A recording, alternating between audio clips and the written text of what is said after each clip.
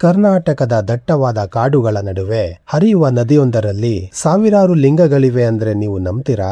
ಹೌದು, ಇದು ಯಾವುದೋ ಮಾಮೂಲಿ ನದಿಯಲ್ಲ. ಪ್ರಕೃತಿಯೇ ಶಿವನಿಗೆ ನಿರಂತರವಾಗಿ ಅಭಿಷೇಕ ಮಾಡುವ ಪವಿತ್ರ ಭೂಮಿ. ಉತ್ತರ ಕನ್ನಡ ಜಿಲ್ಲೆಯ ಶಿರಸಿಯಿಂದ ಕೇವಲ 17 ಕಿಲೋಮೀಟರ್ ದೂರದಲ್ಲಿರುವ ಶಾಲ್ಮಲಾ ನದಿಯ ದಂಡೆಯೇ ಈ ಸಹಸ್ರಲಿಂಗ. ಇಲ್ಲಿ ನದಿಯ ಪಾತ್ರದಲ್ಲಿರುವ ಪ್ರತಿಯೊಂದು ಕಲ್ಲಿನ ಮೇಲೂ ನೂರಾರು ಶಿವಲಿಂಗಗಳನ್ನು ಮತ್ತು ಅವುಗಳ ಎದುರು ಕಾವಲು ಕಾಯುವ ನಂದಿ ವಿಗ್ರಹಗಳನ್ನು ಅದ್ಭುತವಾಗಿ ಕೆತ್ತಲಾಗಿದೆ. ಇದರ ಇತಿಹಾಸ ಕೇಳಿದ್ರೆ ಆಶ್ಚರ್ಯ ಪಡ್ತೀರಾ.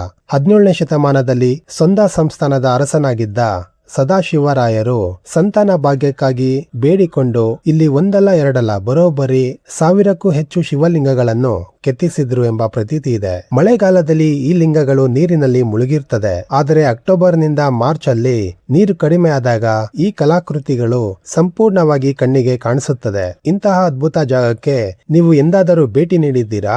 ಕಮೆಂಟ್ ಮಾಡಿ ತಿಳಿಸಿ. ಇಷ್ಟ ಆದ್ರೆ ಲೈಕ್ ಮತ್ತೆ ಶೇರ್ ಮಾಡಿ.